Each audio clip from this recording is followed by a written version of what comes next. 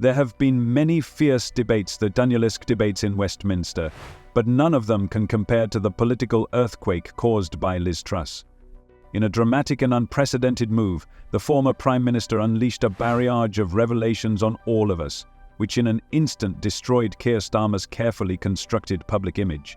This was not just an ordinary parliamentary skirmish, it was a powerful, sharp attack on the authority, honesty, and political programme of the Labour leader. The Truss revelations were not just scandalous, they could upend the entire British political landscape, leaving Starmer and his party in a state of panic, struggling to cope with the consequences. Let's dive into this story and find out what really happened. The only mandate she's ever had is from members opposite. It was a mandate built on fantasy economics, and it ended in disaster.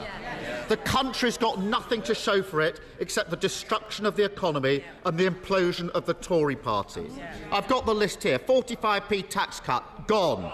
Corporation tax cut, gone. 20p tax cut, gone. 2-year energy freeze, gone. Tax-free shopping, gone. Economic credibility, gone. Tension in the House of Commons reached a critical point when former Prime Minister Liz Truss stood up from her seat and fixed Keir Starmer with such a furious look that deathly silence reigned in the previously noisy hall.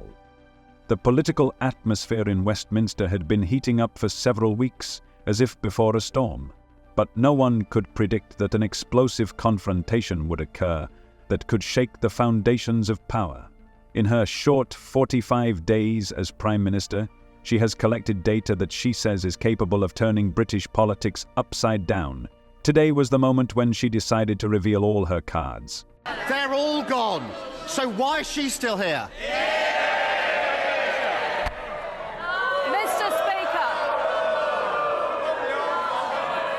Mr. Speaker, I am a fighter and not a quitter. I am a fighter and not a quitter. We have delivered on the energy price guarantee. We've delivered on the energy price guarantee. We've delivered on national insurance. We are going to deliver to stop the militant trade unions disrupting our railways. The honourable gentleman has no idea, he has no plan, and he has no alternative. Keir Starmer, sitting across from him, was on the verge of the greatest test of his political career. The Labour leader, whose approval ratings were skyrocketing, attracted public attention with his bold promises of reform and renewal, addressing a people tired of the chaos caused by the Conservative government. But Truss seemed to have information that could wipe out all his achievements. The Truss revelations began with the ruthless destruction of Starmer's carefully constructed public image. She presented convincing evidence of his secret meetings with controversial international figures when he served as Attorney General, and each new fact sounded like a blow to the heart of his career. No, and he got in with a very low proportion of the vote. He got in by default because people were unhappy with the Conservatives. They voted Labour. They didn't particularly like him. And now it's gone from bad to worse. He's been caught accepting donations to pay for his wife's dresses. He's been accepting more freebies than any other MP in Parliament. But meanwhile, because of their disastrous economic policies, they are cutting payments to old people, just as energy prices are going up here in the UK. So it's a disastrous start for his government because they came in with no ideas about what they were going to do, apart from saying the Conservatives are evil. That was their only policy. These were not just meetings. They vividly contradicted his public position on the most important issues of national security. The documents that Truss made public raised deep doubts about Starmer's common sense and his true dedication to the interests of Great Britain. With each new piece of evidence, his face grew paler and his habitual confidence began to crack under the pressure of cruel accusations. But it was only the first blow that made everyone hold their breath. Truss then presented a series of internal documents to the Labour Party, which at once exposed the shocking contradictions between Starmer's public promises and his true intentions. These documents detailed strategies that were sharply at odds with what Labour had promised voters, and each new fact was like a hammer blow to its reputation. The most shocking revelation was that Truss provided convincing evidence of a coordinated campaign to mislead the British public about Labour's tax policy. She showed internal documents confirming that Starmer's team deliberately created a distorted view of events in order to win votes, carefully hiding their true intentions.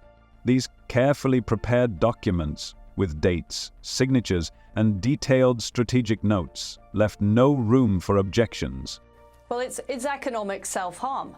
It's unilateral economic disarmament.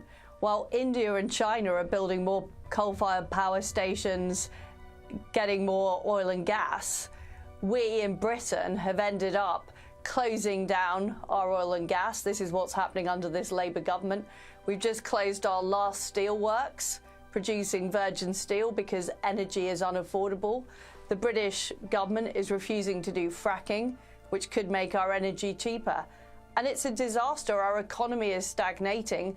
Meanwhile, China is selling us solar panels. I mean, why does that make sense? And the problem is we have a Labour Party now in government who are saying that climate change is more of a threat to the future of the world than China.